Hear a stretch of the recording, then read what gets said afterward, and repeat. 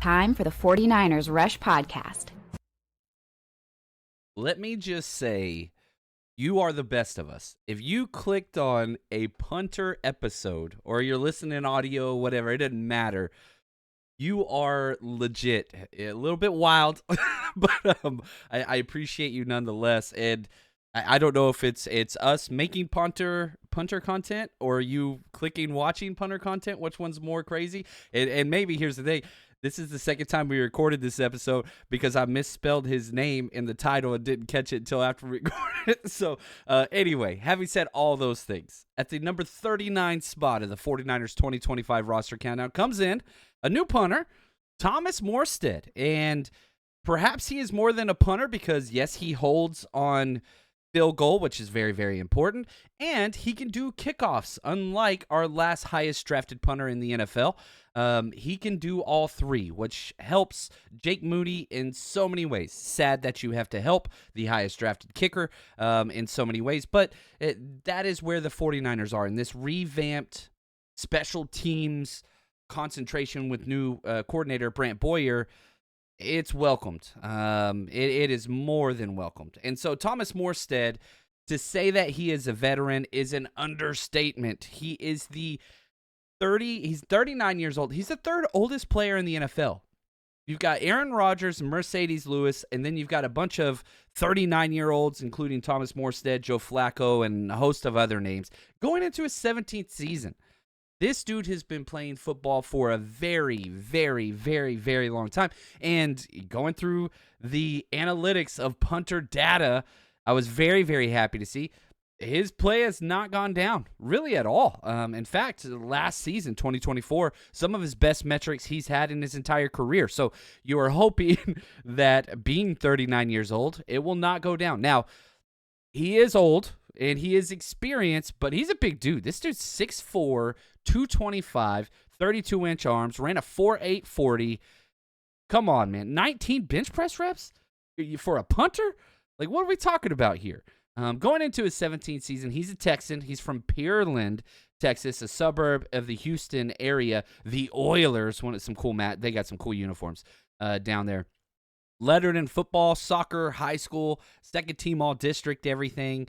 He was the county special teams MVP as a senior. Yeah, that's right. We dug into special teams background of a 17-year-old vet. That is true. We did do that. Goes to SMU, turned down scholarship offers from TCU, Rice, Texas, Missouri, chose SMU, redshirted, academic honor roll there. He was a place kicker punter and he earned all conference everything, all academic honors, you name it, whatever else. Gets drafted in the 5th round of the 2009 NFL draft, 164th pick. And again, the Saints drafted him. My stance is and will always be never draft kickers or punters. Just to highlight that emphasis, these are players that went after Thomas Morstead in that draft. Jason McCourty, Julian Edelman, Captain Munnerlin, A.Q. Shipley, Brandon Myers, Matt Slauson, Rashad Jennings, Ricky Jean-Francois. Could have got some quality starters there, but he's had an incredible career. You do have to give him that. He played for the Saints for 12 seasons. Then he was on the Jets and Falcons in 2021, Dolphins 2022, and last 2 years he's been with the Jets and Brant Boyer. So this continuity between, he's already kicked.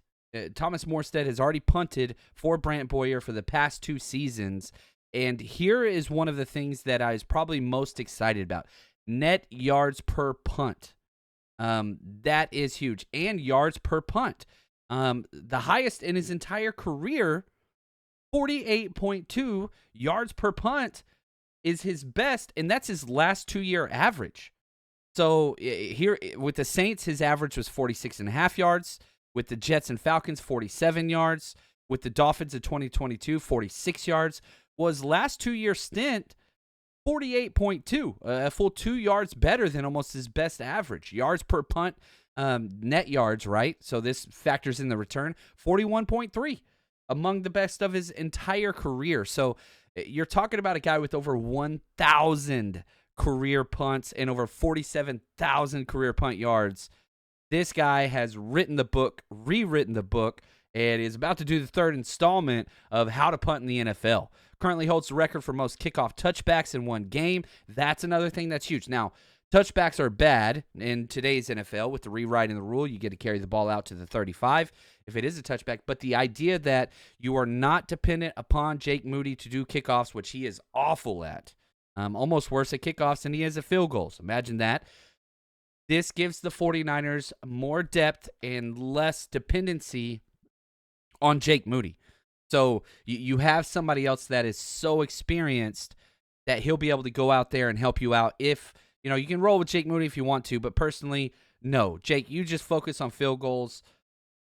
Try to improve at one area, and we'll move on from there in the future. So this is a huge positive. Thomas Morstead, made the Pro Bowl in 2012, second team All-Pro.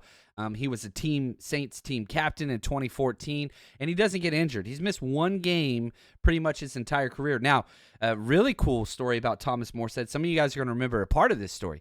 In the 2017 divisional round playoff game, Saints against the Vikings, one of the most historic games in recent memory in the playoffs, he gets hit and tears his cartilage in his rib cage after missing a tackle in the first quarter, but stayed in the game.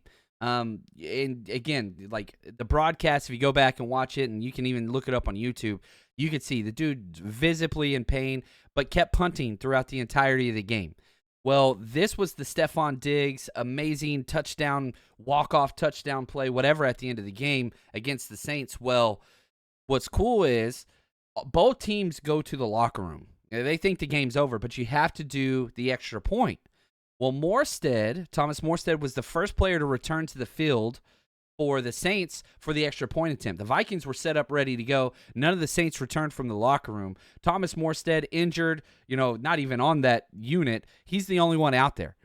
Fans were so impressed by the toughness and sportsmanship of Thomas Morstead that a Vikings-dedicated Reddit group donated $140,000 to his charity in less than 24 hours. Morstead presented the donations to the Children's Hospital of Minnesota, but, come on, man. That's pretty badass. A losing effort. He's injured. He's a freaking punter. Not even on that special teams group. He's the only one that came back out. Dude, hold your head up. Know who you are. Show some integrity and some class. Respect that big time.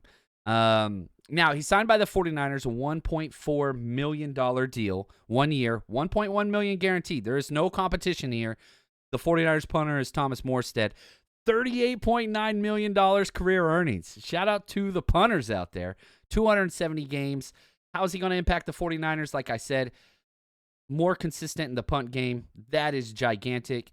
He's going to be able to help holding punts. Now, that's probably the one area where you do step down. I think Mitch Wisnowski was the best holder on field goal in the extra point team in the NFL. That dude was incredible. Is what he was best at. But come on, man. What are we talking about here? And he helps you with the kickoff group because you're not reliant upon Jake Moody. So Thomas Morstead, I'm happy about it. He's old, to say the least. He comes in number 39 on our countdown. The 39-year-old himself, Thomas Morstead. And, yeah, that's right. You just watched a punter episode. Shout out to Ben, executive producer of today's show. He wrote a punter episode, and we are all better for having gone through it. And for us in the 49ers Rush team, we're going to keep counting them down.